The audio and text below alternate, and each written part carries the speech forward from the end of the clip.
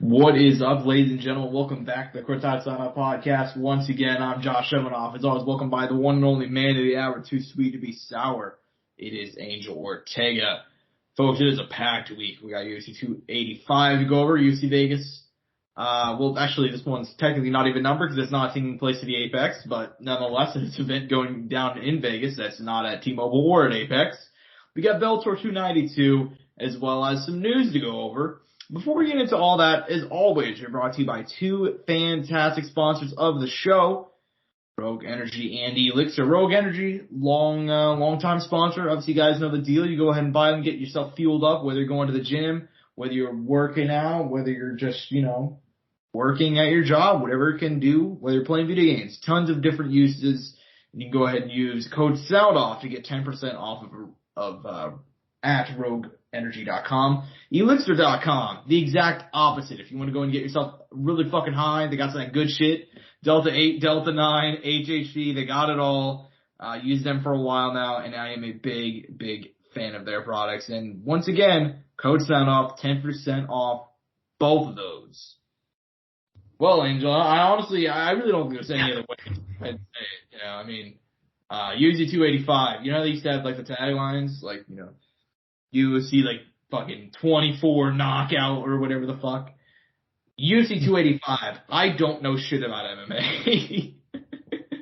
We spent, an hour and, 50, the longest episode we've had in a long time. It's been, an hour and 50 minutes talking about Jon Jones' return. I don't know, man. My picks were pretty solid this week. And they were. You went 3-2, I went 2-3. Dude, in the time that I did the intro, Jon Jones beat Ciryl Gane. Yeah, he essentially took him down. Didn't take him down. He slipped the punch, got the takedown, got the trip, got the back. Cyryl's turned, and Jon, in the words of the great and powerful Demetrius Mighty Mouse Johnson, Jon Jones sat on Ciryl Gane's lap and said, "Give it to me, daddy," and he choked him out. So, man, Jon Jones ain't new. It was honestly anticlimactic in a way, but there's not a whole lot to add about this one in terms of analysis. But Angel, give me your thoughts on, man. I think of all the ways for the fight to go, I think we said last week on the show, if Jon Jones is a fraction of what he used to be, this is a really good matchup for him. I don't think we realized just how good of a matchup it was. And look, like I said, we had some conversations in the green room before we started. We couldn't help it. Me and Josh do our best to not talk to each other throughout the week, maybe limit our conversations a little bit to bring you guys the best show possible on planet Earth. This is the number one best podcast. The number one podcast on the planet, the Courtside Soundoff podcast. Please go ahead, Angel. There's no better show that talks about MMA in the world in the English language. But I decided to make a Michael Rappaport's podcast. Right. But at the end of the day, Josh, we were talking about it. Jon really probably didn't put a lot of weight on how we were thinking. We were thinking Jon was going to come in maybe. That was a big thing for me. I didn't know how much Jon was going to weigh. It's is Jon really going to weigh 265? I was like, no, he's not going to. And he didn't. He came in at 248. Ciryl came in at 247.5. And Jon even said it after. He's like, or I think I was watching some videos. He's like, this feels very natural. I feel very comfortable at this weight, And it makes sense because he didn't add a crazy amount of weight to what he already had previously throughout his camps. You told me that you would float in the 220 plus range, in this off, just between fights. Maybe, and I this is speculating, maybe he will up, at most or at some point maybe 230 pushing it, with a little extra fat in there. And now he added on that extra muscle, did it properly. It makes sense, right? Maybe he's not deteriorating himself. Who knows? But at the end of the day, you cannot learn wrestling in a short amount of time. And we learned that, Josh. You saw Habib's message to Ciryl telling him to come to Dagestan and come and train for 2 years. I was like, dang, this man's giving him a 2-year contract to come to Dagestan, man. Who are they trading? He didn't do it. Yeah.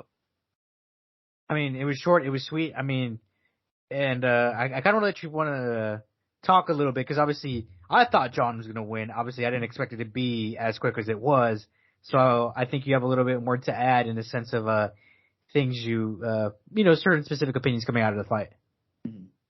Yeah, I think it's about time. I'm going to go ahead and eat a little bit of crow, man. I was kind of feeling myself over the last few weeks. I've had a couple of good picks, And, yeah, I don't know shit. So essentially, I mean, this is, I don't have too many thoughts about this one, honestly, man. I thought, like, I said on the show last week, and I'm kind of, when it comes to, like, my picks in MMA, I'm kind of a little bit weird, you know? Like, sometimes I'll be, like, logic-based, and other times I'll just, like, fucking pick with my gut, you know? And I thought, logically, Gane should win. But as we all forget, Jon Jones has plot armor. So, Fuck yeah, he does, dude. he does have plot armor. So essentially, I mean, he just, it is what it is. I mean, there's not a whole lot to say about it from my view. I mean, what I will say is that going into this fight, I expected it to like be like, okay, if Ciryl Gane wins, it's gonna be like one of the most like impressive. You can hear the fucking tornado sirens, folks. That's what it's like living in Kansas. I'm sure Angel can attest. Anyways, fucking Ciryl Gane. I remember thinking going into this fight, like, either Cyryl's gonna go ahead and win, he's just probably gonna end up, you know, probably edging out of the decision. It's probably gonna be kind of similar to maybe like the Reyes fight, where, you know, Ciryl can have some success. Jon tries to turn to the wrestling, but it doesn't work entirely, you know. Or Jon will just come out here and fucking show why he's Jon Jones. But either way, I'm gonna come out of this feeling really positive. I kind of feel like it was anticlimactic in a sense. You know what I mean? I mean, do you feel the same way? Oh no, I agree with you. I mean, I was super anxious, like waiting for everything to happen. I was like, oh my god, we're here. And then, like, you know, when he was going up the stairs to get stopped because of the tape. Yeah, they stopped him for a couple minutes, right? Yeah, and it was like, oh my god, it's all they're throwing him off the mojo. It's all chalked now. Like, I just didn't know, you know. Like, I'm like, this is all factoring in, you know. And yeah, no, it was a little anticlimactic, like you said. When it ended, I was kind of like, damn, that's it. It was shocking. I mean, we were in, and the most shocked person that night wasn't, you know, the people. It was Ciryl Gane, who was left there in shambles. You know, I talked to you about this. I had never seen a fighter with that kind of expression ever. Obviously, we've seen guys lose and be very heartbroken and distraught and kind of have this. They're surprised, but they're surprised for how they lost. I think. I don't know. I think I'm trying to put it into the right words here. I mean, obviously, you're surprised about how the fashion he lost, but I think it was more or less the dominance rather than what he got caught with. Mm-hmm. Yeah, I mean, it kind of sorry to cut you off, but it seemed to me like he kind of, the look on his face is the look of like, oh, I knew I fucked. All right, well, I fucked up, and I'm never gonna get this chance back. It's hard to like kind of take that away from like just looking at a guy's facial reactions. But I've never seen like a fighter that dejected in like a long, long time. You know? I don't know, man. It was weird. It was kind of like a weird fight. It was a weird fight. I don't think, cause I mean, and we talked about this on the show, and I know not on the show, we talked about this in the green room, before the show. And you kind of disagreed with me a little bit. I said that it was one of the worst, and I want to get other people's opinion on this. It was one of the worst performances I thought in UFC, like, title fight history. At least in the modern era. Cause there's some guys like fucking John Lober out there who lost like 5 fights and he fought Frank Shamrock and like instantly died. But like at that, you know, that was like that era. You know, there was a lot of bad title challengers. But at least in this modern era of MMA, I'd say from like 2005 onwards. I'm just throwing that number out there. That you know, he pretty much just no hand fighting, not scooting back to the fence, not trying to kick out John's base so he can try and stand up. Nothing. Like he fucking sat on him and just kind of threw his arm around and boom shakalaka, that's it. And I don't know. I've never been that underwhelmed because I think it's because like. Jon Jones, and let me be clear here. Some people may take this as like me being salty. I'm not being salty at all. Like Jon Jones did exactly what Jon Jones needed to do. I'm disappointed with Ciryl, dude. That's essentially it. I just did not expect of all the ways of that fight to go because like Ciryl has lost before, but you know he's had one loss in his career. It was a split decision, and even if you're including his Muay Thai run, he never lost there either. You know, and he didn't lose in the amateur MMA scene. So he just went out there and essentially got bitched out for the first time in his career, and I think he realized that, and that was that facial reaction, you know what I mean? But look, dude, enough about this fight, because honestly, we spent 10 minutes talking about that fight. That's about not 7 minutes, about 9 minutes and 30 seconds longer than the fight actually lasted. So I mean, you don't want to talk about his call out, kind of the future of that? that's exactly what I was going to lead to, because during fight week, we already found out Stipe Miocic I would have preferred, I love me. I kind of like seeing Stipe over fight week, Angel. It's been so long since we've seen him. I actually kind of enjoyed it, but I was a little bit disappointed. I kind of let the surprise go that UFC told him July International Fight Week. So I kind of was disappointed, because whenever he got on the mic and he announced like, hey, not got on the mic and announced, but Jon called out Stipe. I was kind of already like, all right, well, we knew this was going to happen. But that being said, what do you think about the fight, man? I think most people at this point are kind of, I don't want to say they're over a potential Stipe-Jon Jones matchup, but based off of the response I'm seeing across the MMA world, I don't think there's much excitement for it. No, I mean, I don't think there's much excitement for him. I mean, if I'm going to be honest with you, I really don't think he deserves this. To be honest with you, I don't think Stipe deserves the title shot after having taken off a few years while there's been active guys like Curtis Blaze, Tai Tuivasa. I'm not saying Tai and should deserve the shot. I'm saying I see your point, though. Sergey Pavlovich. Tai didn't get a shot whenever he did have a good winning streak, so. There's these guys who have been around, who have been active, who are fighting more than once a year, and you're giving it to, I get it, former champ, former title challenger, one of the best heavyweights to compete ever. But no, I'm sorry. I think it would have been, if they would have announced we're going to have a title eliminator between Sergey Pavlovich and Stipe, or a title eliminator between Sergey and Curtis, or whoever, right? And we're going to do the fight later in the year for Jon for his title defense, whoever it may be out of those. I think I would have been more interested in that, because I'm like, oh, okay, here we go. This is spicy. Rather than a Stipe who's been fighting, forest fires and house fires after, a decent layoff. But look, I mean, Stipe's taken time off before come back, giving us some, good performances in his own right. So I can't really hate there. I mean, clearly his process works, and it works for a reason. And I mean, he took a lot of damage in that Ngannou fight, and it's his second time doing it too against him. So I mean, I get it, but I don't know. And look, I would have been down for it for the original return if Francis was still the title holder and they couldn't make that fight, and they were gonna do potentially Stipe and Jon. I was super down for it at the time. Now, not so much. Mm-hmm. Yeah, I mean, this fight's a little bit. I'll admit, I'm actually very torn about potential Stipe-Jon fight, because I'm completely on your side. I don't think Stipe deserves it at all. But also, I think of the options right now, because, okay, Curtis is booked. Curtis and Sergey are booked. They're fighting, I don't know if it's this month. They're fighting soon. It's either this month or next month. They're going to fight each other? Yeah, correct. Sergey and Curtis. And with that in mind, I really don't have an issue with it, because the winner of that perfectly deserves a title shot. And I honestly don't think Curtis or Sergey deserve it right now anyway. So I think them getting a win, whoever wins that fight, then they would deserve it. And in the meantime, I kind of give you shit on the show, so I kind of have to apologize. And I mentioned this on the green room, but you always come on the show and you're like, I wanted to see more, and I never agree with that. But dude, I come out of this fight and I'm like, it took a couple of years. I know what I know what he's saying now. I need to see more. We came out of this fight, Jon Jones is a heavyweight champion, and I have no answers on how good he actually is. You know what I mean? Obviously he's good enough to beat Ciryl Gane, but Ciryl also, was shitting his pants, during the fight, so I don't know what to take away from that. I think Stipe will test Jon. I don't think Stipe will beat Jon, but I think, this fight will head into rounds 2 and 3. I think Stipe, even if he's losing, he can come back in a fight. You know what I mean? He has the wrestling. He has the cardio.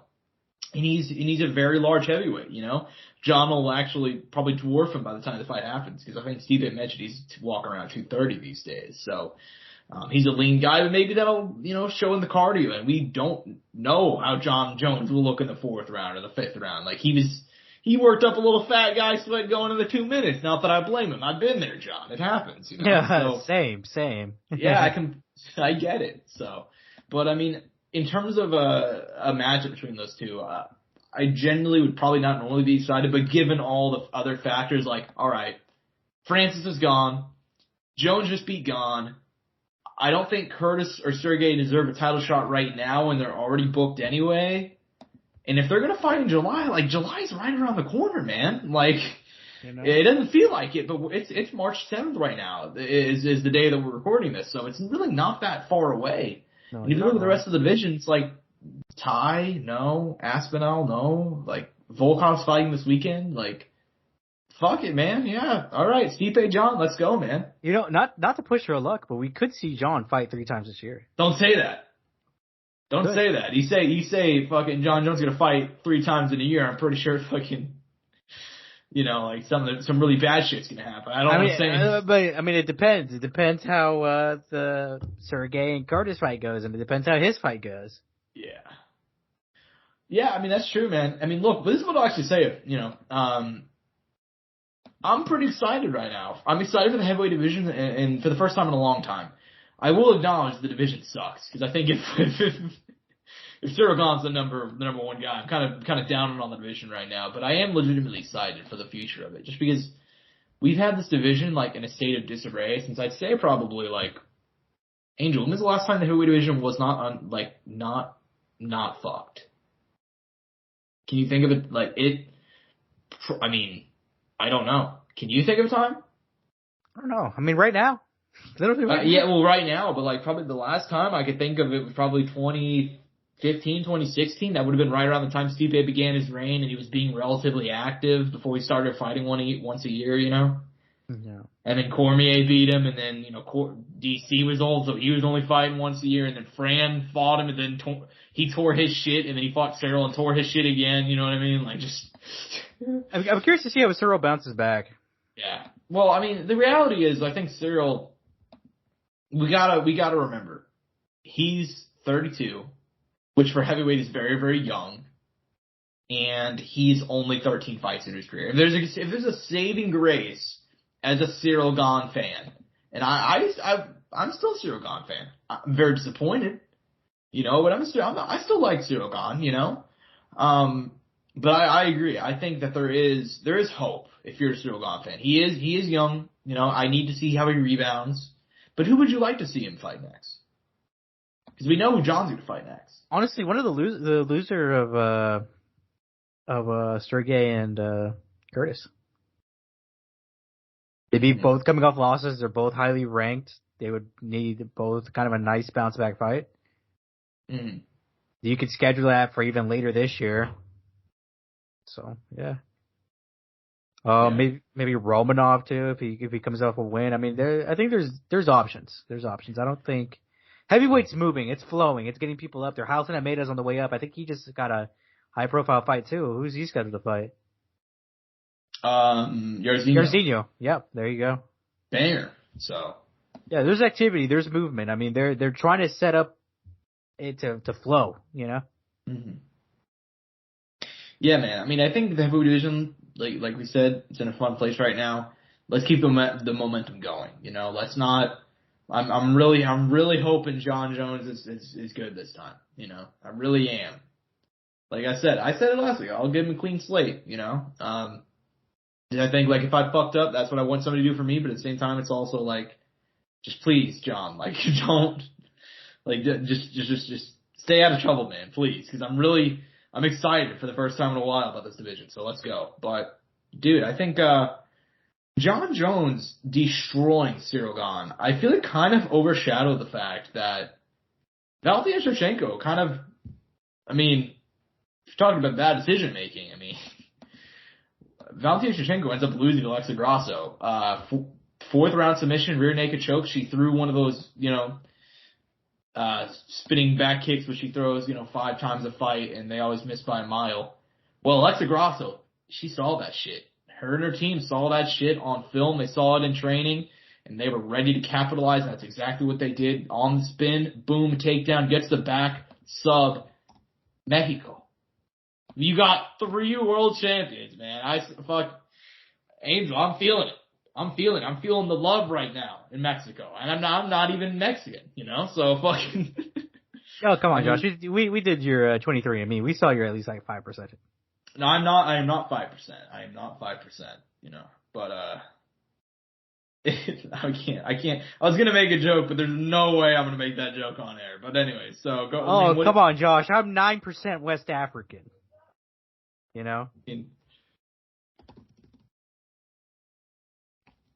But anyways, as far as the co-main event goes, what do you think about it, man? I mean, obviously it's a huge win for ELYXR Grasso. I'm very, very happy for her. It's been a long time since we've, I don't know, not a long time, but had a moment like this. Because even whenever Leon fought Usman, I was like, there's a chance Leon could win. I don't think anybody gave ELYXR Grasso a shot. I thought there was a path to victory. I laid it out. I thought there was things that she had done. I just thought her stand-up wouldn't be good enough. Actually ended up being decent, got her through, had her moments. She signed. We had talked about how she lacked growth in her, at one point in time in her ground game, and she evolved that, and it showed again. Cause she had more than one sub attempt. She had 2-3 sub attempts? Yeah. In total in that fight, something like that. And obviously her take to the back, which ended up getting the victory in the end. I think Valentina, obviously, clearly, she lost the fight because of a mistake. She threw that technique. She knows she's vulnerable when she turns her back. And, like you said, there was tape. They did it. They analyzed it. And Grasso was smart enough to be like, oh shit, this is my opportunity. And, one of my big issues with, Valentina this fight was the fact that she wasn't attacking that lead, that whole fight, dude. And she had it right there for the taking the whole fight, especially Valentina with such great kicks that she has. And when she did throw them, you saw the stance switch happen from Grasso every single time. So that was one thing for me. It was something that I actually even heard pre-fight that they were like, yeah, I imagine Valentina would probably attack the leg a lot, break it down just because of the way Grasso's stance is, she has more of a traditional boxing stance. And that'll break her down a bit, and then the later rounds it will affect her. No, Valentina did it a few times, not as much as I think she should have, because she had her switching stances and she just didn't go back to it for some reason, as much as I thought she should have. But it's in the moment, obviously, decision, hindsight, 2020. And look, even she knows. She said it after. She's like, I lost because of a mistake. I think I'm a better fighter, and I think I'm going to come back and win, and I want my immediate rematch. It's crazy, Josh. I remember. What is it, a week ago, I'm talking, I'm like, I'm like, Josh, do you think, we do have someone who could play upset in ELYXR Grasso. That's true, yeah. And she did. Aaron Blanchfield, Talia Santos, Manon Ferro, all on the back burner now, waiting for this to get settled. Mm-hmm. Yeah, I think this is a pretty easy solution to this, honestly. I think, Grasso-Shevchenko rematch, because as much as I'm very sick and tired of immediate rematches. But, dude, she was number one women's... wasn't Shevchenko, number one pound for pound for women? Either her or Nunes. They go back and forth, bro. They do go back and forth, so that makes sense. But regardless, you see my point. She hasn't lost since 2017. She has fucking 7 title defenses, But, before the Talia Santos fight, she lost a grand total of 2 rounds at the weight class. So, I think you got to give her an immediate rematch. In the meantime, here's what I'm saying, Angel. Here's what I'm saying. I'm gonna sit down with Mick this week, Mick Maynard, and I'm gonna go ahead and sit down with her. I'm gonna tell him, hey, bitch. No. You imagine? Start off a conversation like that. No, I'm gonna start off hey, we're gonna go ahead and we're gonna do Shevchenko versus Grasso in Mexico. All right, we're going to Mexico, baby. We're doing it. I don't even know they're going to do that. Yeah, they're doing it. They're gonna do Brandon and Grasso. They have to, right? They have to. Coleman. They have to fucking do it. And then you know what they're also going to do? We're going all in on regional based fighting in this meeting with Mick Maynard, Angel. We're going to go ahead and fucking do Grasso versus Shevchenko in Mexico, and we're going to go ahead and fucking do Blanchfield versus Manon Ferro in France. A fight night main event. Kind of similar to Ciryl Gane, they gave him the close up last year in France in some country. Let's do the same with Manon Ferro. What do you say, Angel? Is that your are you cool with that? I'm cool, man. I'm DTF, dude. I'm down. I'm down too. And I hate to forget about and just to clarify for the show, Josh, DTF means down to fight. Oh yeah, of course.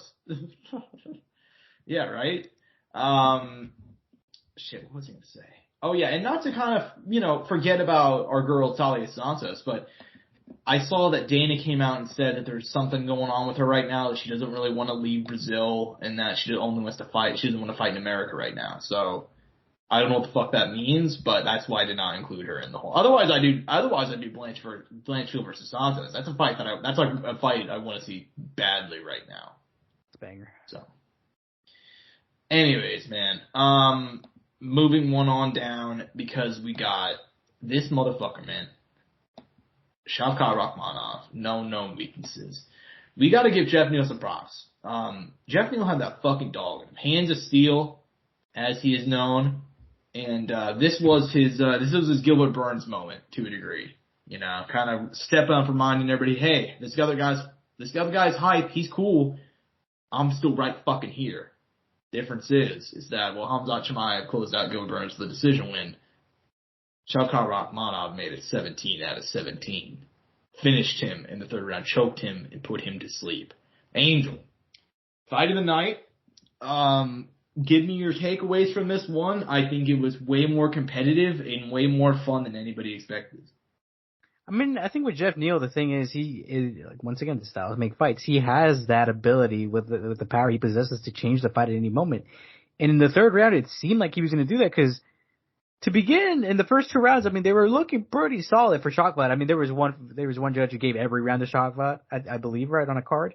I think so. I'm pretty sure he was winning on the cards going into the third. Yeah, no, he was winning, but I'd be shocked if he wasn't. So. But yeah, there was one that had a blowout, and I think one might have gave one round to Jeff. I don't know. It doesn't matter, obviously, because it ended in a finish.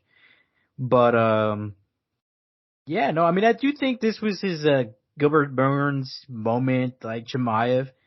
I am a little bothered by the fact that people were like, "Oh, he needs to be tested. He needs to be that." I'm like, "Do you guys not see the Jeff Neal fight? Like, does Jeff Neal is he just not a good fighter? Not exist? Like, Jeff Neal had never lost like that ever in his career, and even in recent time, like nothing comparable like that. That was one of I think that was the big moment for me personally before the Jeff Neal fight. And I mean, obviously, like I said, different style matchup. And he got tagged in this. We did kind of see that at times his hands were a bit low, which was kind of worrisome. It's like, dude, against this guy, that is not the game you want to play. Mm-hmm. And he got hurt. He got tagged. He had to rally back and, get his faculties in order and find a way to get through and, find a finish in this fight. He didn't have to finish the fight because it seemed like he was winning on the cards pretty comfortably, but he still found a way to get it. I mean, even the finish, it wasn't like, that was a finish of like, I need to get him out of here still because I want to. That's his, profile. Like, he's always going to find a way to end the fight.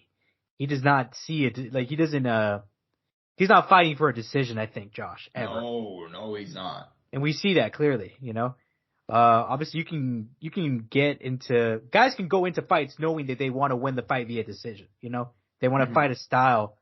Like, I think even to the extent like Cody Garbrandt in his last fight, though I think we'll talk about later on this card, fought the way he did because I think he wanted to go to decision. Obviously, if he could find the finish, he would find it.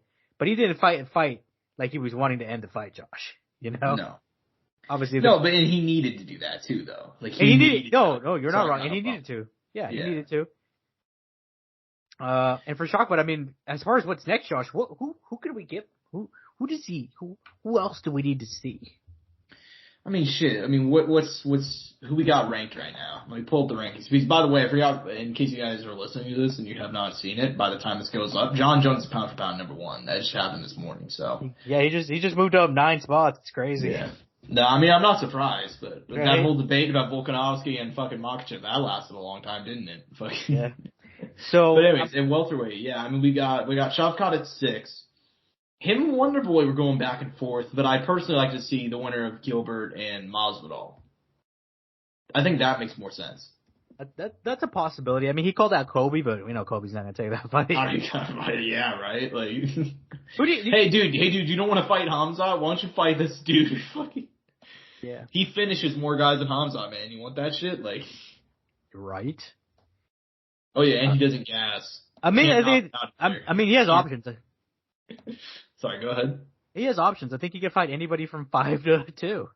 Comfortably. He can. I think he can. And also, if they can't, let's be honest, welterweight's a bit of a diva division. If they can't get somebody in that top 5, I think the Wonder Boy fight would be fine because, like, look, Shavkat would totally stand with Wonder Boy. Like, he would not give a fuck. And I think Wonder Boy if he says he's still here, in that, he still likes to put on fun fights. I think if they can't find somebody in that top 5, Wonder Boy coming off that big win, arguably one of the best wins of his career over Kevin Holland, that's not what I want to see. But if they're already going back and forth and they can't get anybody in the top 5, I'd be fine with it. But I don't want anybody below Wonder Boy. Like, this kid's ready right now.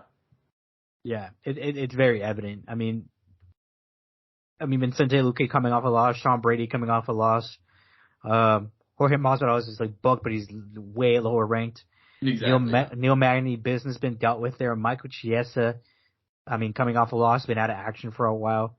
Chad Della Molina is trying to make his way up. Same with Michel Pereira, which is crazy, because one of those names has been around a while, and one of those guys has just recently showed up. And yeah. It's pretty wild how this division is going right now. But man, 170 is in a very, very fun spot, Josh. We're talking about the young guys coming up, and even the guys that aren't even ranked.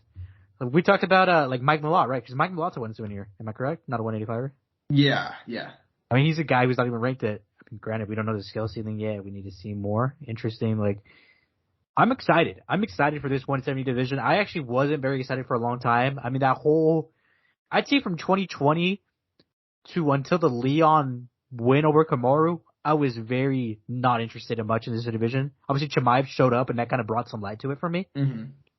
But there was a lot of older names there for a while. Guys who were kind of lingering, would get one loss when they're on a win streak, stuff like that. And Kamaru's fight style wasn't making it, much better, but he did evolve a little bit. And obviously, he's not afraid to get into verbal exchanges, so that brought a little bit of excitement too. But it really been within the last, I'd say like year and a half where I think it's really heated up.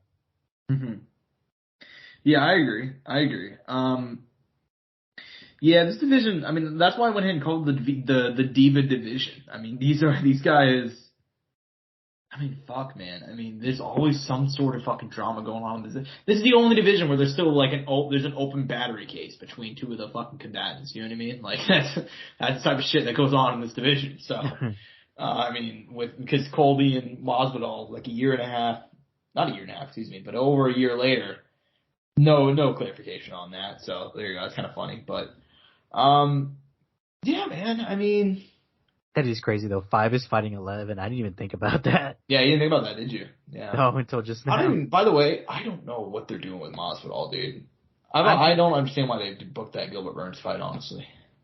Maybe they're hoping he could beat him and maybe get that Leon fight because they know that's money there. Yeah, but they know he's not going to beat him. Look, maybe Jorge can. They're shooting in the dark. They hope. In the feet, man. On the feet, it's where it would happen. It's not going to happen on the ground. Yeah. Anyways, man. In terms of the rest of the card, just moving one on down. Mateus Gamrot defeating Jalen Turner by split decision. Both these guys had their moments. Ends up being Gamrot getting the win. Stepping in here on short notice, man. What do you think about his win? Who would you like to see him fight next? Is it exactly what he needed? Coming off that loss to Beneil. He just wanted to get back in the action. I completely get it. Obviously he was unsatisfied. He was, I'm assuming, disappointed with what he presented on that night against Beneil Dariush. He took a fight down in Jalen Turner, who's ranked 10, and obviously he's 7 right now. He's in a tough spot. There's not a lot of crazy options for him because he has to fight up. But Fiziev is booked. Chandler's fighting Connor. He's not going to fight Dustin. And, Oliveira is booked. So he's kind of in limbo, just kind of waiting for things to play out unless he wants to fight down again. But even then, if he fights down, he already fought Arman and beat him. RDA is older, but you could give him that fight. He fought Jalen Turner just now, but it was on short notice. Dan Hooker's coming off some losses. Demir's coming off a loss as well. And the other guys are kind of slowly making their way, and I don't think they're deserving of a Mateus Gamrot fight.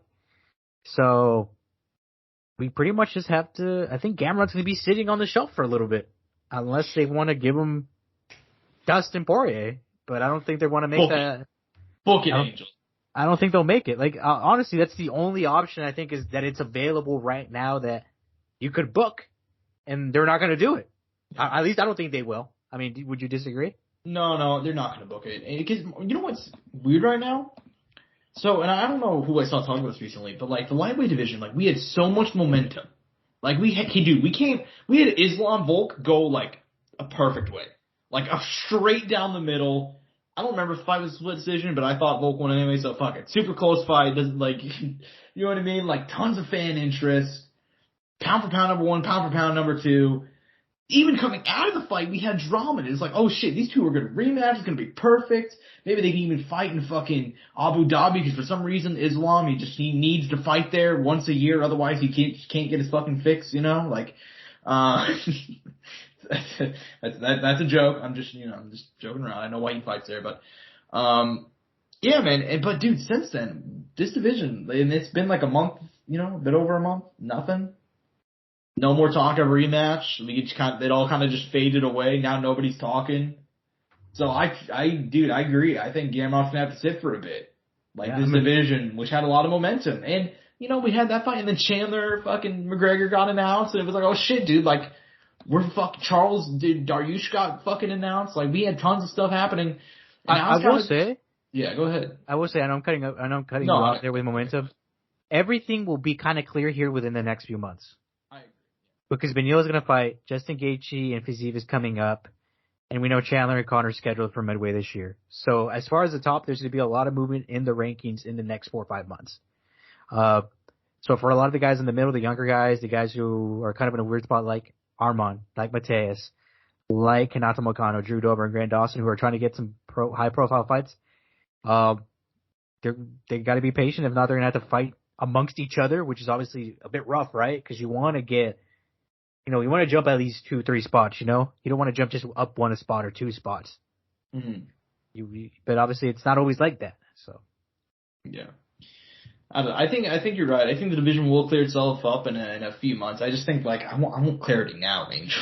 I know what you mean. I'm a patient bastard, you know me. When you look at those 6 guys up top, and I'm including the champ with this, those are some, well, I guess Beneil maybe not so much, no disrespect, but those are big profile names. I mean, we're talking Michael Chandler, Justin Gaethje, Dustin Poirier, Charles Oliveira, Islam Makhachev. Those are fat names with a lot of value. I mean, those are cash cows right now, I think I just want to know, I just want to call up Uncle Dane on the phone. I just want to be like, all right, so what's the game plan? What are we doing? And look, if Conor comes in and beats Chandler? If Conor knocks out Chandler, he's going to get a title shot. I'm not even going to bother entertaining any other conversation. Well, no, I feel like he would get the winner of or they would try to schedule somehow the winner of Beneil Dariush versus Charles Oliveira, #1 contender fight. No, they wouldn't do that. Oh, they do some dude. Dude, they're giving him a title shot. If he wins, he's getting a title shot. I don't know. It wouldn't even be that hard to argue either, because at this point, Chandler's a top 5 guy. It wouldn't even be that hard of a sell, honestly. I don't know, but there's. Let's make it clear up soon. Angel, I love you, buddy. I'm gonna come back to you in 6 months from now, after the show's over. I will bet $5,000 that Conor will not get a title. Yeah. If he beats Chandler. You're a full porch of this money every single day. So Josh is like, Josh is like, I'll be getting a percentage of Angel's check for the next year. Yeah, right. But let's move on. Opening up fight on the card, and dude, I think of all the ways Bo Nickal's debut could have gone, this is kind of a hot take. This is obviously outside of losing. This is one of the worst outcomes. So Bo Nickal, if you guys missed the fight, basically walked out there. He threw a kick and slipped about 7 feet across the octagon. But then afterwards, he ended up getting a takedown, but only after throwing a knee straight to the dick of Jamie Pickett. Poor dude got kneed in the dick, tried to get the arm triangle choke, and about half of that time that he was stuck in the choke, he was trying to tell the ref, hey, he kneed me in the dick. And, referee didn't call it, and if referee doesn't call it, it might as well not have happened. So Bo Nickal ended up getting the submission win, 2 minutes, 54 seconds of round 1, the longest fight of his career thus far, it didn't even go 3 minutes. So give me your thoughts, man. I mean, let's be honest. Bo Nickal would have won this fight without the knee to the groin. But it's still disappointed that's the way it kind of went, look, I mean, it's kind of what we expected. I thought I saw some fighters talk about it. I saw one particular fighter. I'm not going to name him. Name him. Because people were saying, we know now, There too is like, man, that didn't clear shit at all. No, that didn't prove anything. Yeah. Which I'm kind of on the same boat, you know what I mean? Like, Jimmy Pickett's a guy who has been around, has experience, knows all the techniques, right? Is good enough to stick around in the UFC, but probably will never be a ranked guy, I mean, he might not even stay there. He might get cut after this one. He might get cut not too far. 3 losses in a row, like, what is it? Like 4 in his last 5? I mean, he's, I just don't know how quick they're going to push him. I think we did see, though, that he's a little green still, though, Josh. In some aspects of his game. And we're kind of getting into some, more technical stuff that is a little harder for us to break down. But it was some stuff that I heard fighters say, like, look, like, in this situation, he really should have done this, or he really should have changed this here, and he could have got that done much quicker, or he almost did this in this spot, or whatever. So they're like, there are some holes, guys. We kind of saw them a little bit. It's nothing extreme. It's nothing that can't get cleaned up over time. But, we got to see. We got to see in the next one, and we got to keep getting him experience. We got to give some time, obviously. Projection-wise, though, very strong still. I mean, nothing has changed in that aspect. Yeah. I think when we start making comments like that, people are like, oh, so, people are probably thinking we're selling him short, or we don't think he's good. It's not that. It's just that he's kind of still at the same place we're at. He's still projected high. We just don't know what that high can be yet, Mm-hmm. Yeah, I mean, this fight coming out, I completely agree. I don't feel like we learned shit, honestly. I thought, and like I said, it's just disappointing, actually. I feel like he came out of this one feeling more disappointed than anything, because I feel like Bo Nickel, and then his response afterwards being like, no, I didn't do it. I'm like, oh damn, my eyes must just be lying to me then. Again, like fucking. I mean, in the moment, maybe he didn't even feel it. Maybe he didn't realize it, but it's very clear on video. It's not even worth denying. Oh yeah, on the video, yeah. I mean, maybe he didn't see it or anything, or he was just like, what? Why would people, what the fuck? But then Ariel asked him on the MMA Hours, like, hey, did you do it? And then they even showed the video of him doing it to Bo, like Bo kneeing him in the dick. He's like, oh, I didn't do it. He's like, yeah, that's not me. That's the thigh. And I'm like, it would have been way funnier if he just would that's not even me in there, Ariel. What do you mean? Like just almost did like a Chael Sonnen fucking. You know who I want to see him fight next, and I don't know if you'll agree or disagree with me. Okay, hit me with it. Yeah. And this is an interesting one because of this guy's skill set. And it's a clash of styles, and traditionally one style wins over the other. Rodolfo Vieira. 8-2 record, 3-2 in the UFC. Yeah. Not a big record, so there's no issue there. Not ranked. What are your thoughts? I'll take it. Yeah, go ahead and give me that. Yeah. Yeah. Give me that. Give me that. I need that shit. My other two options were Abdul Razak Al Hassan. Oh, don't do that to my boy. And Dusko Turovic.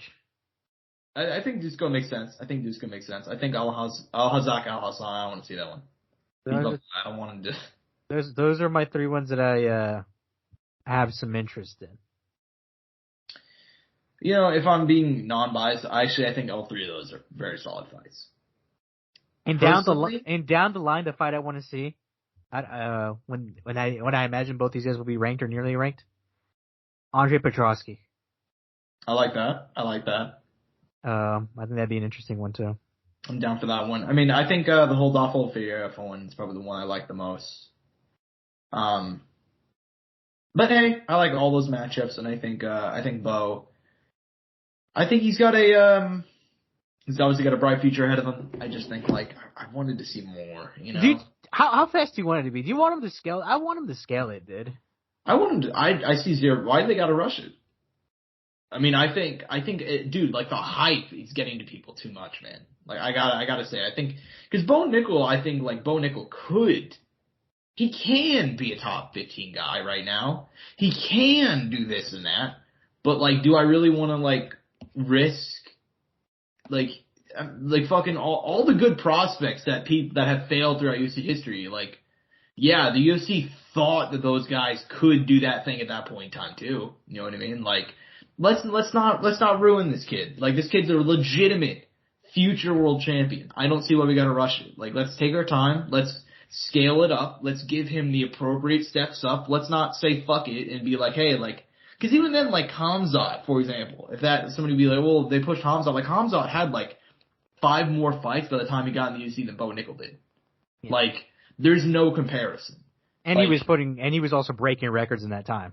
Exactly. You know, like Bo, like this was a good fight, but also like, you know, Jamie Pickett's a guy that's borderline UFC, like he's on the border of even being in the UFC, you know, so let's just take it back a little, let's scale it up, let's Rodolfo Vieira, maybe Abdulrazak Al-Hassan, Dusko, like you mentioned. Those are all good names, and they're, I will say, you know, I do think you should be prepared to take a fight on short notice, though, if it comes available. Against the right guy, obviously. Yeah. Well, I would love to see him be like, okay, I fuck it, I'm gonna take one on short notice. And be like, well, he wants to go right now. He wants to go already. Yeah. You know. And he can. I mean, there's only one 185 bout next week, but if that fell out and he got called up, I mean, shit, that'd be kind of, I'm like, damn, yeah, that man's a dog. Mm-hmm. You know? Yeah. But no, I definitely do want to see him. Like, my big thing is seeing him again soon, you know? Mm-hmm. And seeing if he gets it done. And obviously in a responsible time, do it right, you know? Do it properly, adequately. But I do think he should always be prepared, though, because I think, and if he wants to do it the way he's saying he wants to be, and he wants to be champ by set day, you know, let's see if maybe when challenges do arise, maybe how he continues, you know? If they ever rise. Yeah. I mean, obviously he wants to go already, you know, but I just don't think he should. I think he should take it a bit quicker. Like, what's the rush, you know? Right. So, anyways, man, I mean, as far as the undercard goes, what fights you would talk about? Which ones do you think were the most noteworthy coming out of UFC 285? I mean, I think there's a few. There's a lot of performances that actually I liked on the undercard, Josh. We got to talk about Cody Garbrandt, though, because this was do or die. Yeah. If Cody lost this fight, there was a very, very high chance he would potentially get cut from the UFC. Or be close to. Obviously, we don't know that for a fact. We do not have that information. No insider trading. No James Krause situation. We don't know, you know? But it was going to look rough. I mean, at 31 years old, a third loss in a row with one win in between before that and 3 losses behind that. I mean, it was going to be tough. I think we saw a little bit of old Cody in that, you know? We saw that fluidity in him. We saw that movement. It looked like he was passionate about fighting it, and he said it afterwards. They did the proper thing and took a big step back in competition. I mean, this was big. But even then, he still had to go to the decision, you know, against a guy who I think maybe in Cody's best moment, I don't think he would have taken the decision, Josh, you know? Mm-hmm. Granted, though, Cody's trying to get back to close to his former self as much as he can. I mean, we're talking about a former champ. I mean, it's a kind of a wild thing to think about, you know? We're talking about a former UFC champ, 31 years old, potentially being cut from the UFC. I mean, think about that statement written down. I mean, that's crazy, you know? And I think they should continue this trend of him fighting lower guys, maybe not necessarily ranked. They were trying to schedule him against Ronnie Yaya for a while. I would love to see them try to get that again. I agree. I was a fan of that matchup when they originally scheduled it. If they can do that, big fan. They also tried to schedule Julio Arce at one point. I think that's also interesting. I don't got an issue with it. I'd probably want to see Yaya first and then Julio Arce. But if Arce is available, boom, go for it. I mean, that matchup was scheduled for actually his last fight. Never mind. It was actually Trevin Jones actually stepped in. Forgot about that. Yeah. I mean, I think that fight, the Ronnie Yaya one makes sense. I mean, look, dude, I was, a lot of people said this fight was shit, and they said that, you know, oh, Cody looked terrible, you know. I thought Cody looked actually pretty great. I thought this is like Cody Garbrandt that we need, you know, a guy that can turn to the wrestling when he needs to, a guy that's very composed. And I saw a couple of post-fight interviews with him. I think he had a really good one with BT Sport where he pretty much said, like, you know, like, my life has been terrible for the last, like, couple of years. I got a divorce. I sold my house before the Rob Font fight. I've just been treating this like a job, and I've hated it the entire time. For the last couple of years, I've hated my life. But I switched teams. I'm in a good, like, he talked about how, like, he's working with Dewey Cooper now, and, like, composure is the thing that I need. Composure. I'm composed now. I'm no longer rushing everything. And I thought he showed that against Trevin Jones. So, look, dude, it's the first fight back of a new Cody Garbrandt. But I thought he looked good out there. I thought he looked quick. And, I thought he got a nice win. And he was having fun, something we hadn't seen in a while. Exactly. And I know some people are like, well, you know, like, fucking, it's Trevin Jones. Like, Trevin Jones is going to be cut from the UFC probably after this. And, but Trevin Jones can put your fucking lights out, though. Yeah, I mean, the thing about Trevin Jones has always been like a mental thing, you know? Like, he knocked out Mario Bautista, he knocked out Timur Valiev, who were both very, very good. And then he just kind of had a couple of rough fights. And I mean, the guys he lost to are also very, very good. So it's kind of hard to tell his limit, too. So, but regardless, dude, I mean, what did you think about Cody's performance? I was actually really happy to see him back in there, man. It was clean. I mean, it was, obviously, look, from an entertainment aspect, look, it's not, it's not Michael Chandler or Eddie Alvarez 1 or 2. Yeah. But it was clean. It was clinical. He used all his techniques properly. And it looked like he was fighting for, like they said on the broadcast, he fought a championship style fight. He did what he had to do to get the win. You know what I mean? Mm-hmm. Yeah. Overall, though, I was very, very happy. I was very, very, it was good to see him back, man. It was good to see him back, and obviously we're a ways away, but Cody Garbrandt's still only 31, folks, and he's been knocked out 4 times, but fuck, do you think about the fighters that there are a lot more fighters than Cody Garbrandt that taking a lifetime of damage. So if he's actually truly composed, if he's in a good space, which he appears to be, sky's the limit, I think bantamweight, a good, healthy Cody Garbrandt back, that's fun, man. That's the shit that I love to see. So yeah, we'll go ahead and keep an eye on that. As far as the rest of the card goes, dude, I have no fucking idea how good Dricus du Plessis is. I have no fucking clue. I mean, what do you think about him? I mean, he fucking... Look, this fight went exactly as I said, and people were like, kept being like, Blond Brunson's gonna do this to Dricus. I'm like, dude, they're both gonna fucking gas. Yeah. They're both gonna fucking gas. It just depends who gasses first. Mm-hmm. And Dricus is relentless. He'll gas, but he's relentless. Yeah, he's tired, but he'll just keep on working. It doesn't make any logical sense, but that's how it goes.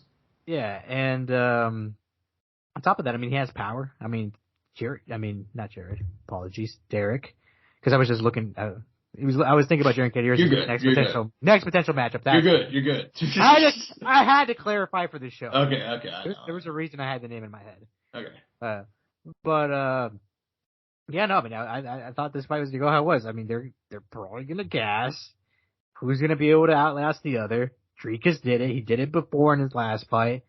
And, we're here now. I think Dricus is good. I mean, he's fought at a championship level in KSW.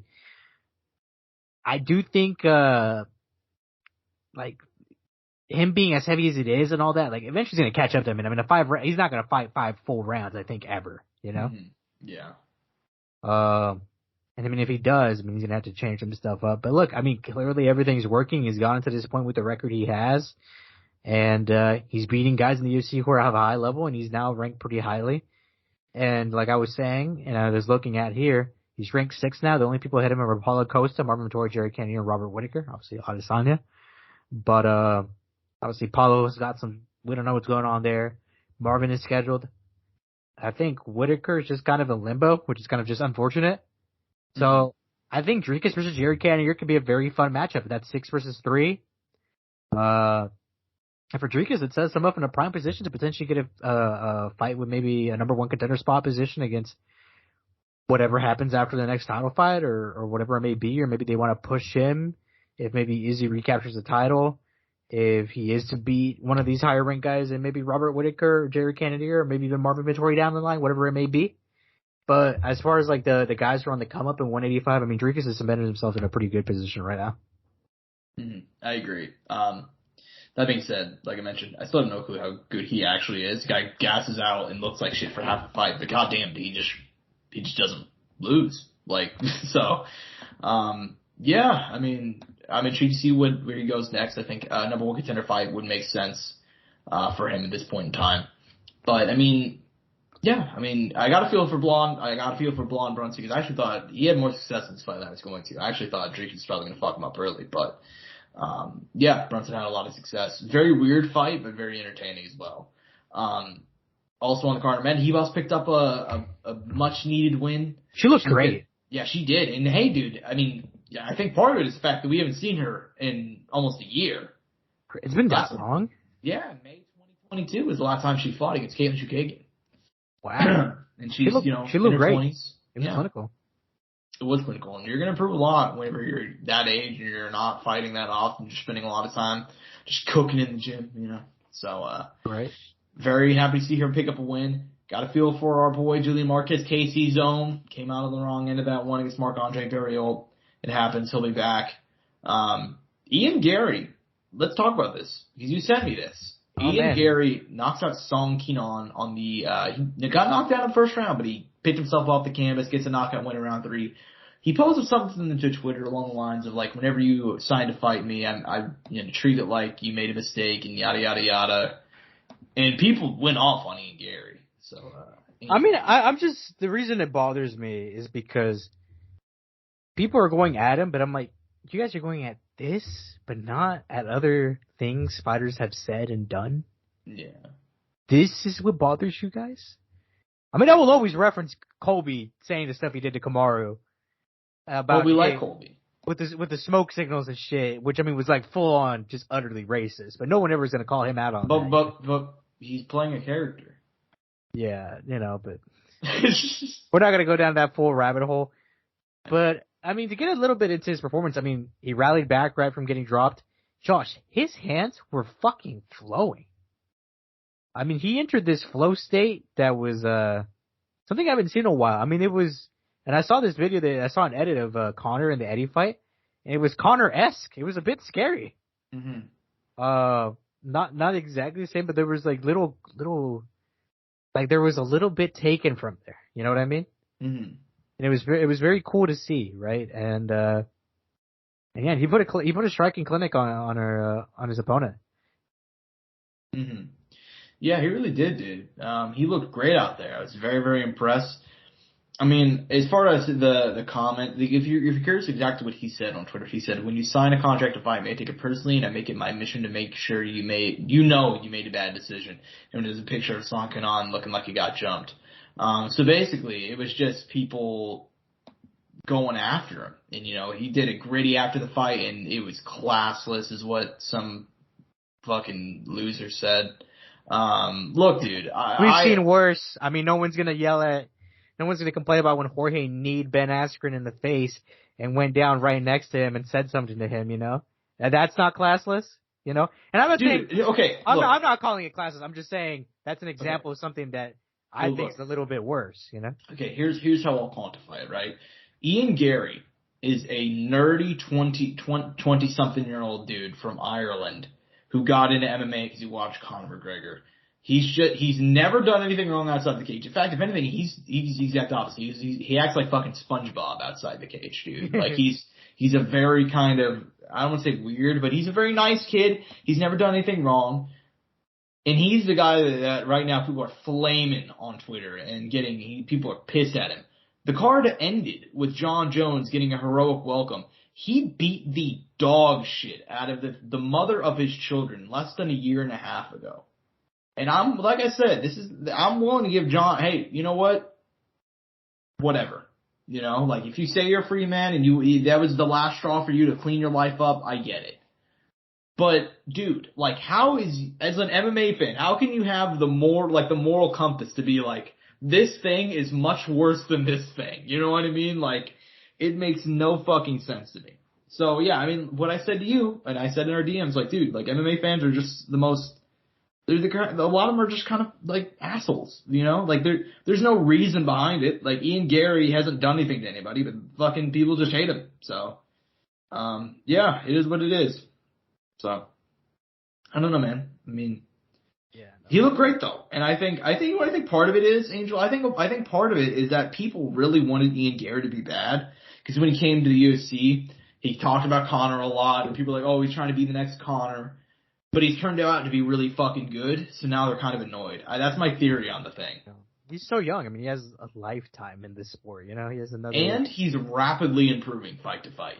Yeah, I mean, that was I mean, his hands have never looked that clean in the other fights I've seen. Never.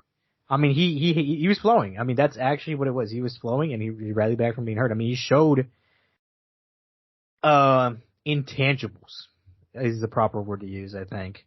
Yeah, and he's 4-0, you know, and he's looked better and better from fight to fight to fight. So I think I literally think that's part of the reason. Yeah. He's a 170, right? Yeah, correct. It's a tough division. And he has a lot of time though. I hope they keep taking it slow with him because he has time, and he's a young dad too. I don't know if he's married. What a piece of shit this guy is. Right. He's young. He has a kid. He has a hot wife. Like, he's good at fighting. You know, what else could go fucking wrong? You know, or right or something. Yeah. But I'm happy to see him back. It felt like it had been a while. I mean, how long had it been since his last fight? Can you give me a quick fact check on that? Ian Gary? Yes. Like since his last fight? Well, he went ahead and, so, obviously, he fought last weekend. Prior to that, he fought July. Man, it's been a while. Yeah, I mean, it doesn't feel like it, but he's been in the UFC since about a year and a half now. UFC 268, November 2021. So. Oh, yeah, I mean, I remember the debut. Yeah, that MSG card. So anyways, man, yeah, huge win for him. Early prelims, I mean, Tabitha Ricci, Baby Shark, picking up a win. That was a sick. Yeah, big fan of her. Sick finish. Yeah, sick finish, defeating Jessica Finet. Cameron Soliman defeating Leona Martinez. That was a weird fight. But that kid, Cameron has a very high skill ceiling though. Like, obviously he fucked up with the multiple fouls, and he had that issue in his last fight as well. He does need to clean that up, but he's not doing it on purpose. He's 22. He's super young. I mean, he has a very long time in this sport, and I hope they take their time with him in his division, especially since this bantamweight roster's murderous row. Mm-hmm. There's guys who aren't ranked who could probably beat some guys who are ranked right now. Yeah, and that's something scary for anybody in this division. I mean, this is the most competitive division on the planet.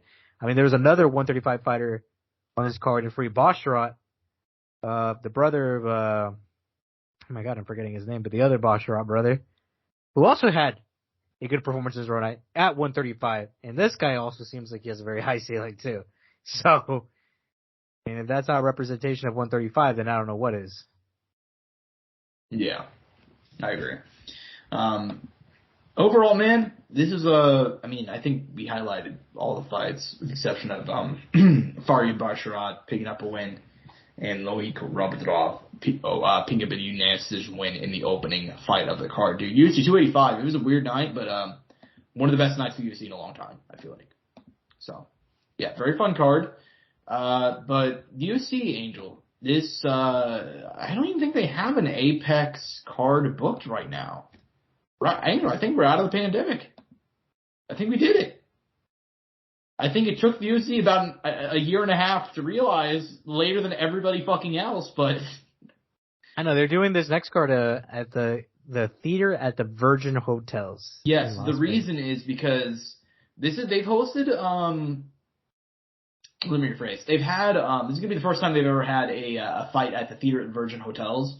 They've done fights like this before where they've had it at like a really small theater in the past. I know that they did that for, I think, Tough.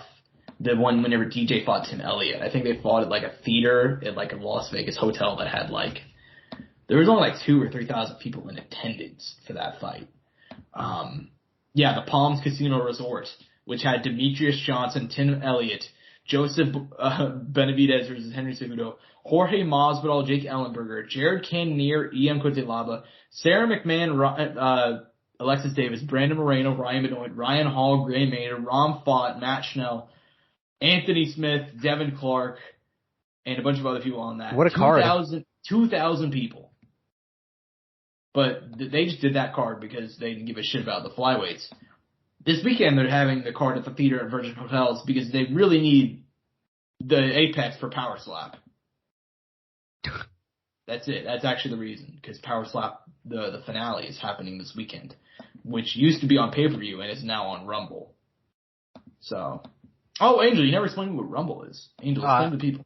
I'll tell you afterwards.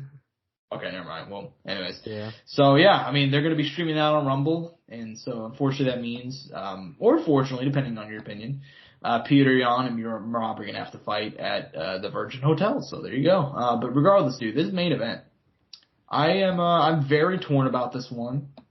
Peter Yan, we have not seen him in quite a long time.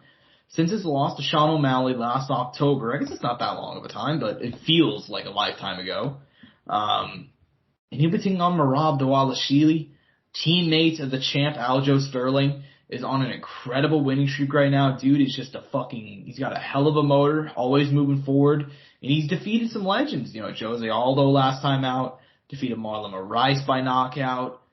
What do you think about this fight, man? I am very torn on it. I'm glad that it's 5 rounds. I think it's a very compelling matchup. I think there's a good backstory here. So what do you think about it, man? I mean, I'm not worried, man. I think Peter Yan's going to come back where he left off, and this is the statement win he needs right now.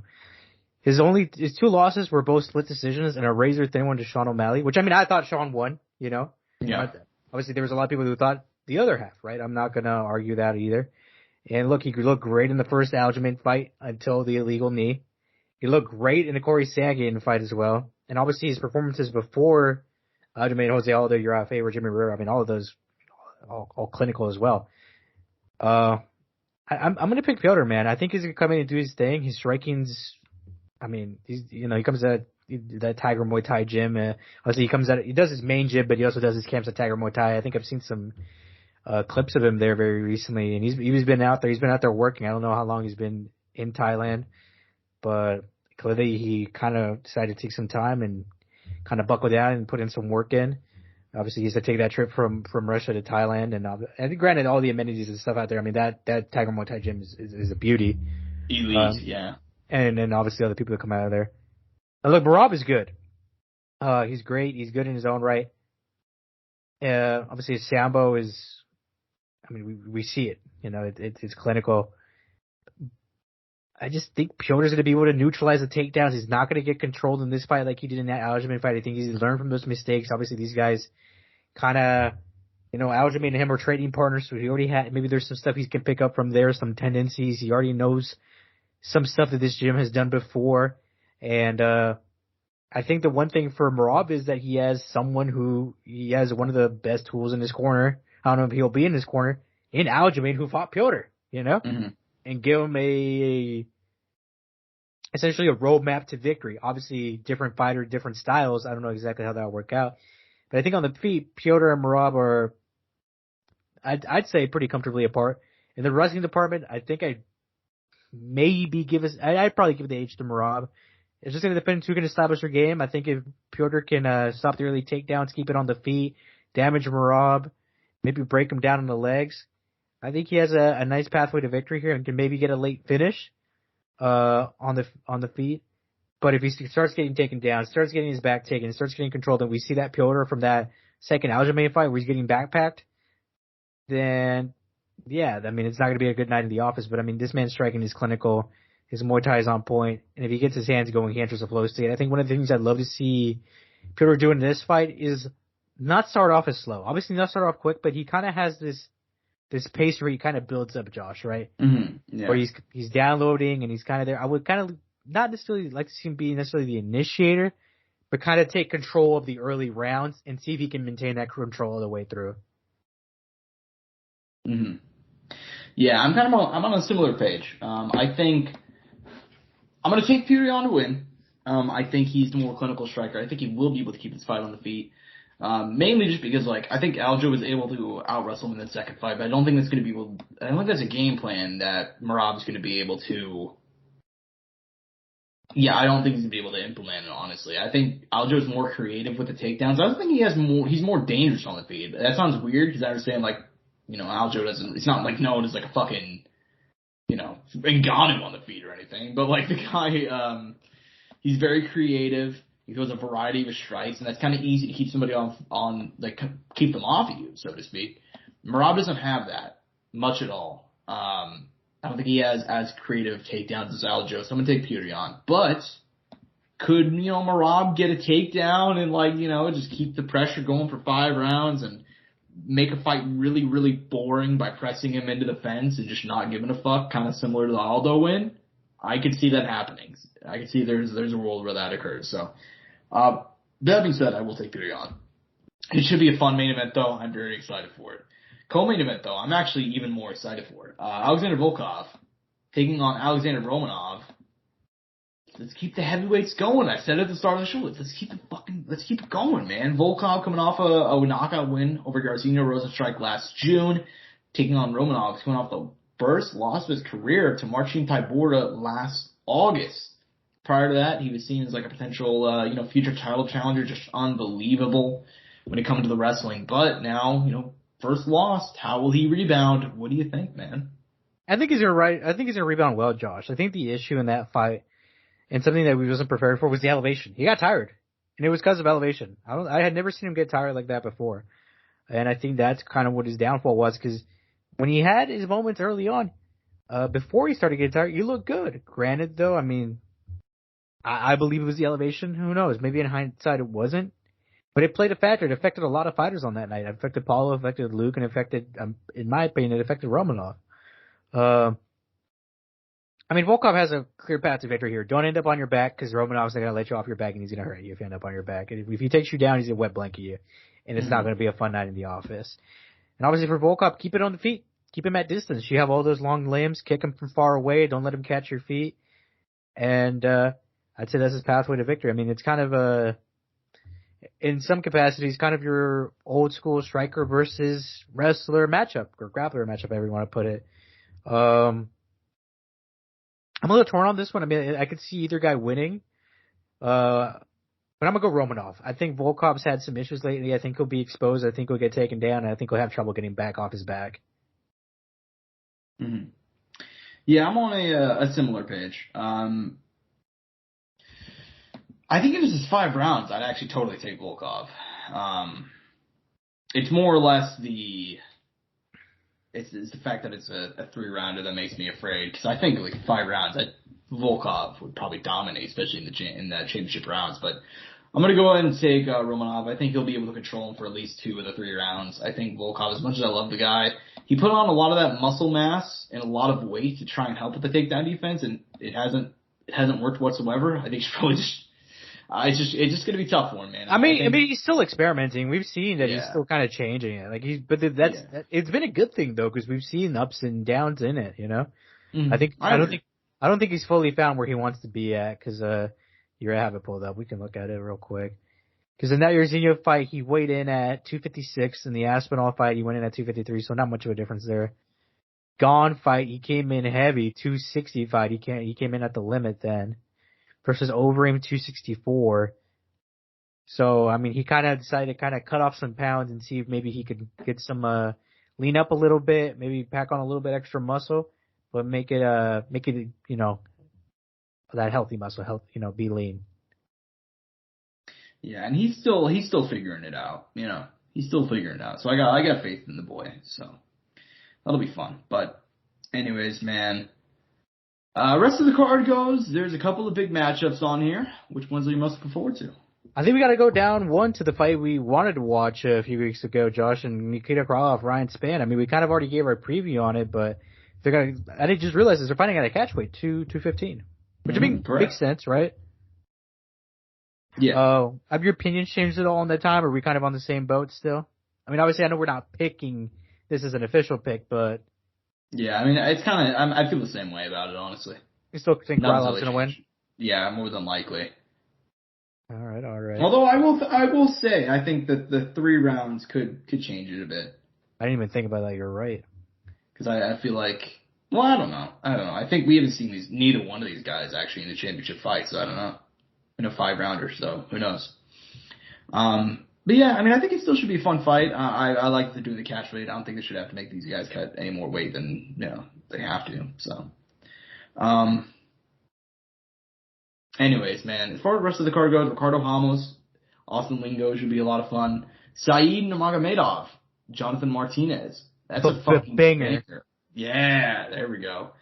Find him really fucking psyched for. Rafael Assunção, who looked like he was just fucking... He looked like he was cooked, And then he comes out, he took a year off, goes back, dominates against Victor Henry. Now he's taking on Davey Grant, who's lost 2 in a row. Well, not lost 2 in a row. He did knock out Luis Mocha prior to that. He lost 2 in a row. Should be another banger down at bantamweight, man. Battle of the boomers here, dude. They do got a lot of the boomers, because then we got Guido Canetti, the 43-year-old legend who's won 2 in a row, taking on Mario Bautista, who we talked about earlier. He's running a 3-5 winning streak. My girl, Ariana Lipsky, is back. Very excited to see her. She's going to be taking on JJ Aldridge. She's coming off that loss to Aaron Blanchfield. And then obviously our boy Tyson Nam, one of the most electric flyweights on the roster, taking on Bruno Gustavo da Silva, opening up the card, who has not debuted, but he's coming off 2 knockout wins in a row. So there we go, baby. So yeah, a lot of fun there. Very, I wouldn't say I'm very excited for this card, but it's very top heavy, but there's a lot of good fights on here, man. Yeah, guys, maybe you wouldn't necessarily think about, like, not big names. I guess this is what I'm trying to word it, yeah. Yeah. But, anyways, man, we got more MMA this week too, though. We got Bellator 292 going down from the SAP Center in San Jose, California. The main event is one of the first fights as a part of the Bellator Lightweight Grand Prix, where 8 fighters will collide to try and win $1 million in the lightweight title. In the main event, Usman Nurmagomedov, the current champion, will face former UFC champion Benson Henderson, smooth riding a 2-fight winning streak, including an upset win over Islam Mamedov, who was 22-1 heading into that fight. Then he dominated Peter Queally, 50-45'd him. Look, man, I think it's actually a very interesting fight. I think it's actually going to be a closer fight than what people expect. What do you think about it? I don't know, Josh. I mean, Benson's almost 40 now. Obviously, he's shown some signs of still being there, but I don't know if a guy like Peter Queally can be comparable to Usman. Obviously, the other Russian fighter he fought previously is Mamedov. I mean, I'd say that's a little bit more comparable to Usman Nurmagomedov. Yeah. But I mean, Usman is looking solid. I mean, he's another Dagestani who looks great and all well-rounded, and he's comfortable in being in the stand-up. But I think that's the big thing with that. People aren't necessarily thinking about when they see that name and they see his face. They're probably like, oh, he's gonna come down here and wrestle and control and go for a finish. No, but he is capable of doing that if he needs to. I'm curious to see how much he takes the fight to the ground against Benson, or if he's going to decide to keep it on the feet. Because if he keeps it on the feet the whole time, I'd say Benson has some chances, some opportunities there. Maybe he can find an opening. But if he really gets flowing, really starts giving Benson different looks, maybe goes for a takedown, goes up top, mixing in his kicks, really gets flowing his combinations, and uses his speed. Because Benson, at this point in time, not as fast as he used to be. Obviously, this kid's 24 years old. I mean, he's in peak condition. I mean, this kid's going to give him a hard time if he gets flowing. Mm-hmm. I agree. I'm not saying that Benson will win this fight. I think this fight will be more competitive than what people think. Because I think this one's going to win this fight going away. But I think there will be a couple of exchanges in here, maybe a couple of moments where you're like, I think he's going to have to work, which is all I really want to see out of this kid. Because, 16-0, barely been challenged. Patricky didn't challenge him, but he took him the distance, which is, something, I guess. So, but I think Benson may have some moments, but he's going to end up coming up short. So, I'm going to take Usman Nurmagomedov, but I think the co-main event is just as good. Another fight in the lightweight Grand Prix. It's going to be Tafik Musafayev, who we haven't seen in almost a year, man. He's been out of the cage since knocking out Sidney Outlaw back in July 2022. That was his Bellator debut, former Ryzen champion. Well, not former Ryzen champion. Fought for the Ryzen title. Fought in their Grand Prix. Won their Grand Prix against Patricky Pitbull. Actually, fun fact. Whenever he was a part of their co-promotion back in 2019. Taking on Alexander Shabliy, who is a very fun prospect. 2023, coming off a win over Brent Primus, former Bellator champion. 3-0 inside the Bellator cage. What do you think about this fight, man? Obviously, I know that the Usman Benson going to steal all the headlines, but this co-main event is probably the best fight on the card. Yeah, no, definitely. Look, I'm excited. I think Alexander Shabli's been due for kind of a. Obviously, he finally got it in Brent Primus. I felt like he needed to get that that name in Bellator. He deserved it because they even, no disrespect to these guys, but guys like Bobby King, Alfie Davis, who, yes, they have all right records, but I felt like for a guy with the kind of skill set that he had and the level he had coming into Bellator, he needed something challenging. He needed someone who could pose a true threat. And I think that's Tufik Mazaev. I think it's the guy who's going to be standing across from him this, was it going to be Friday night? Yeah, Friday night. And look, yeah. Tufik is, older, not by a lot. He's kind of he spent a lot of time in Verizon. I think he's been there since 2018, and obviously, there was a bit of time jump there with all the COVID stuff. It kind of took some time away from the sport, and he had to wait a little bit to make his Bellator debut, and finally he got to make it, and he got to sit in all that opportunity, and he gets this quick finish. I don't know. I feel like he's going to have some trouble. I feel like he's not fully, I don't know. He's been away from the sport for a little bit. He only has one fight back.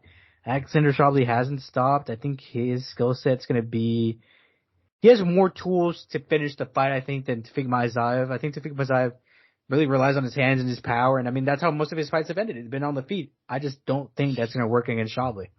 Mm-hmm. So it sounds like you're taking Alexander Shabliy then. I am. Yeah. Yeah, I'm going to go same page. I'm also going to take Alexander Shabliy. Not because I have anything against Tufik Musafayev, but I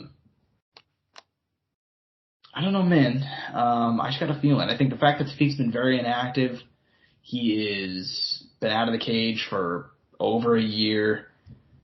It's really, I mean, that win over Sidney Outlaw was impressive, but also, I mean, Sidney himself has never really impressed me that much. He's also coming off of fucking testing positive for everything under the kitchen Actually, I didn't know this. Tested positive for 3 different steroids, which is why he got pulled from the Bellator tournament. Was he on that trend? Let me get you exactly what he was on. I can find out real quickly. He was on Ostrine, Cardizine, and Antrazol. Interesting. Very interesting. So who's coming in to take his place? You didn't hear? Brent Primus. Oh shit! Yeah, don't you like that? You like that shit, don't you? I do. I love it. I'm happy about that because I was really kind of like sad that Brent got cut from the whole ordeal. You know, I still think he's like one of Bellator's top lightweights, so I was happy to see him go and get the nod. Regardless, I'm very excited for this card. In terms of like outside of the top 2 fights, obviously that's just what we preview when it's like a fight night sort of thing. But the main event is actually, main card is all around very, very good. Valentin Moldavsky, Linton Vassell is a banger. Michael Venom Page back at your boy Gucci Yamaguchi. It's going to be a banger. You want just anything you want to say about those fights or anything on the undercard? No, I'm excited. I mean, we've kind of seen Linton Vassell kind of recreate himself now at heavyweight.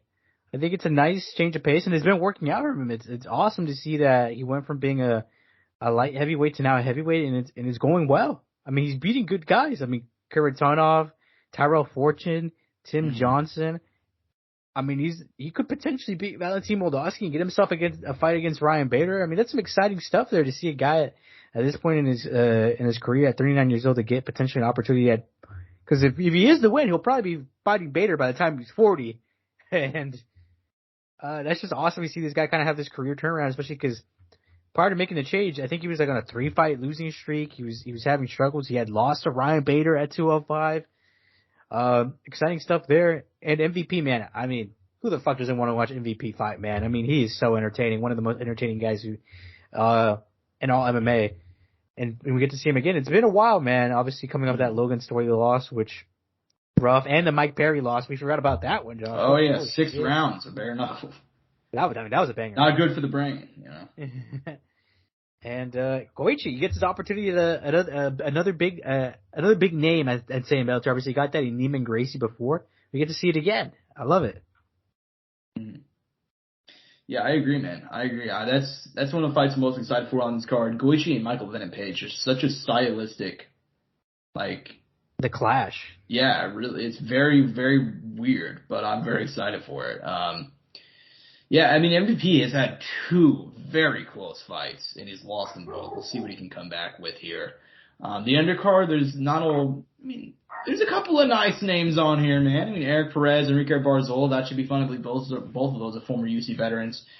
Josh Hill, Cass Bell should be a banger. Islam Mamedov, we mentioned earlier, he's back here. And then my favorite prelim fight, Julius and Anglickas taking on Dostlan Yagomashirov. Our boy Yags is back, man. I'm excited. Banger, Josh. Definitely, man. So, yeah, this is a fun card. Definitely a very fun card. It's not Bellator's, best offering, but it is better than what we got later this month from him, Bellator 293, which is Marcelo Gome versus Daniel James, which if you told me those were two people you created in UFC 4 and they're not real people, I would have believed you. So, that's mostly a joke. I actually did make those guys in UFC 4, Josh. I knew it. No, anyways, man. Definitely got for fighting this week, but we do got just a couple of bits of news to go ahead and go through before we close out. Jake Paul, Tommy Fury. Dude, we discussed them last week, and they're not wasting any time. According to ESPN, they're already eyeing a rematch for July. Not that far away, man. That's quick.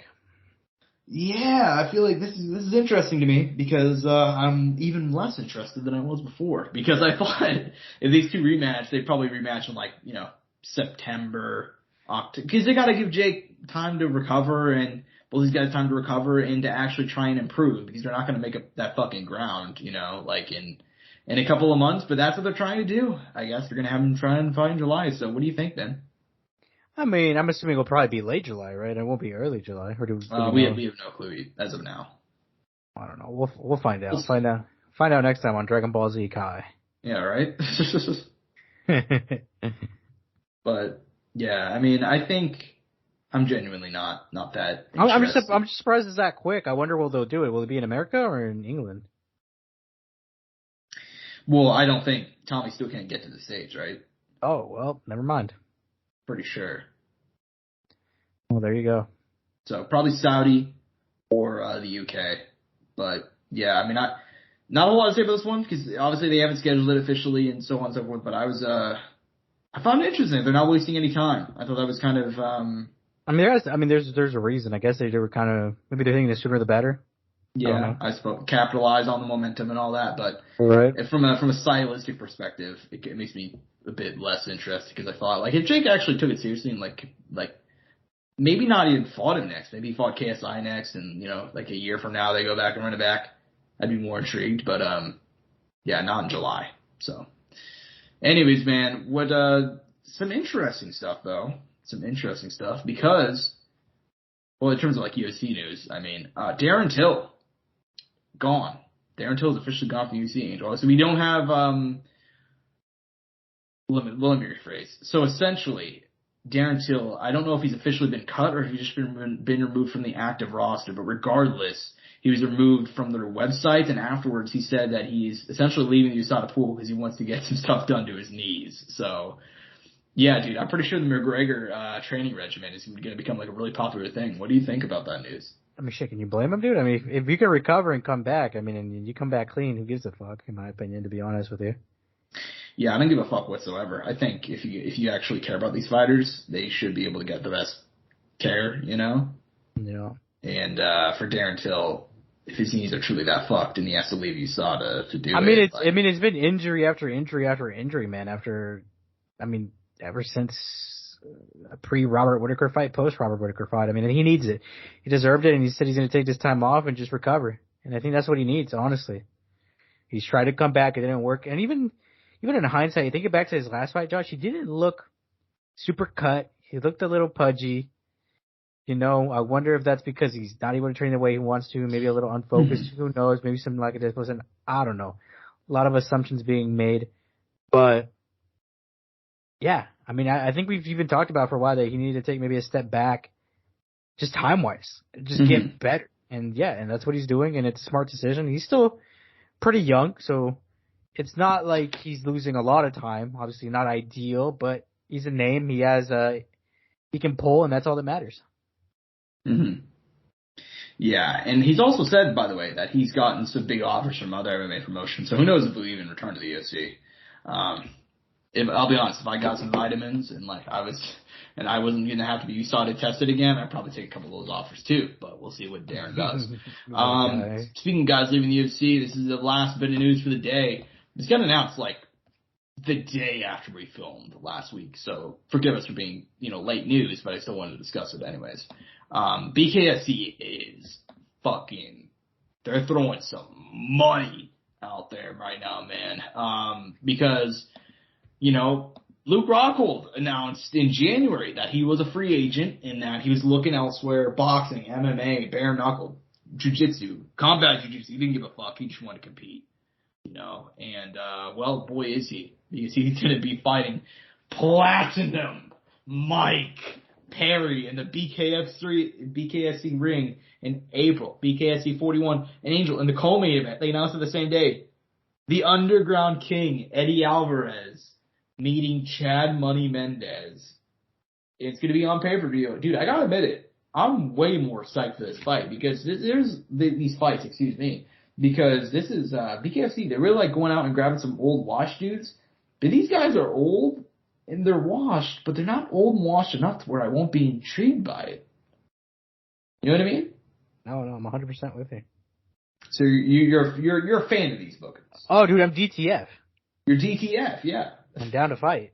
Down to fight, yeah. So, yeah, I'm pretty psyched about it, honestly. I think David Feldman is making some big moves right now. This was a power move, man. I did not see this coming. And like you said, when you sent it to me, you're like, Chad Mendes and Eddie Alvarez is like the best fantasy matchup I've never thought about having. Yeah, because they're just 10 pounds. They've been 10 pounds in weight apart their entire career. And Chad moved up to lightweight when he went to BKFC, so it's like, in my mind, just never even thought about it. But like, dude, I don't even know who's gonna win that. I don't know who's gonna win Rockhold Perry, because dude, like, Mike's looked good. I mean, he beat fucking MVP. Dude, no. But Mike's looked good. But Luke Rockhold is gonna weigh like 30 to 40 pounds more than him. Well, no, I mean, I don't know. What are they gonna fight at? What's Mike? I don't know what weight they're gonna fight at. But dude, Mike's at 170 or 185 if he's being frisky. Luke Rockhold walks around for 205, man.